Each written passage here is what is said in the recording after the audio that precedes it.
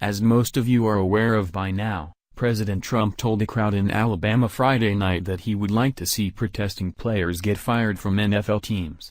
As he said this, the arena erupted in chants of USA, USA, USA.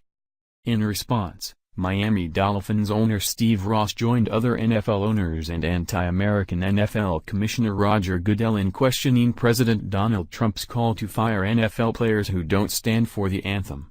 Goodell even went so far as questioning whether these spoiled filthy rich players will protest even more before Sunday's games. Ross should have kept quiet after how a Florida sheriff's department said they are done providing players protection on game day. Ross tweeted on Saturday, "Our country needs unifying leadership right now, not more divisiveness. We need to seek to understand each other and have civil discourse instead of condemnation and sound bites. I know our players who kneeled for the anthem, and these are smart young men of character who want to make our world a better place for everyone.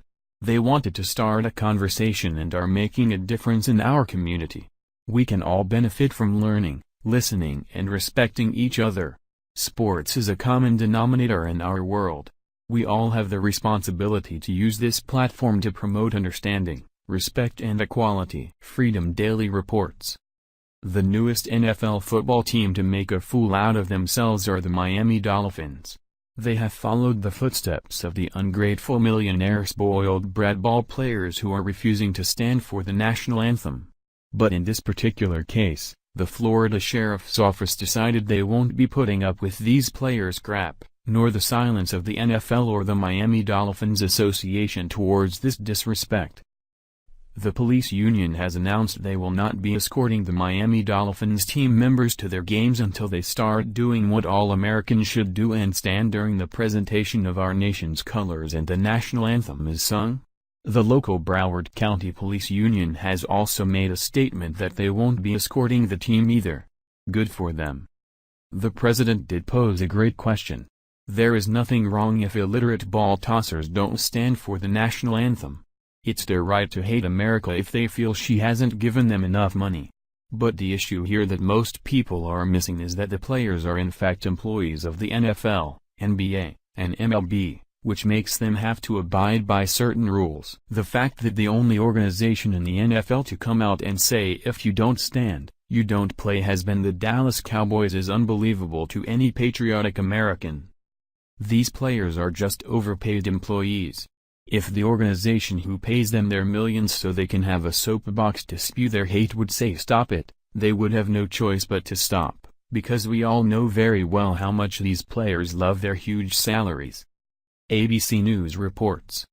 Bruce Maxwell of the Oakland Athletics became the first Major League Baseball player to kneel during the national anthem Saturday, pulling the sport into a polarizing protest movement that has been criticized harshly by President Donald Trump.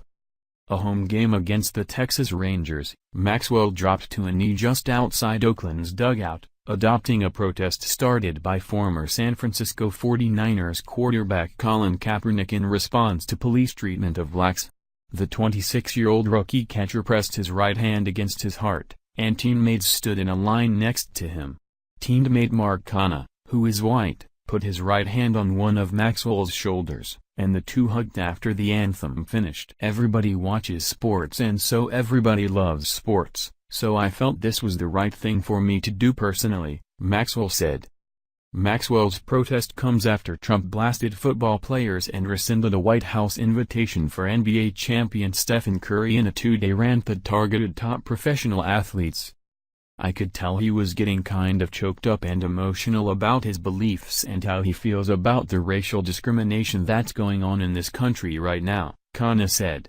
I felt like every fiber in my being was telling me that he needed a brother today. The Athletics released a statement on Twitter shortly after the anthem, saying they respect and support all of our players' constitutional rights and freedom of expression and pride ourselves on being inclusive. The league also issued a statement. Major League Baseball has a long-standing tradition of honoring our nation prior to the start of our games. We also respect that each of our players is an individual with his own background, perspectives and opinions.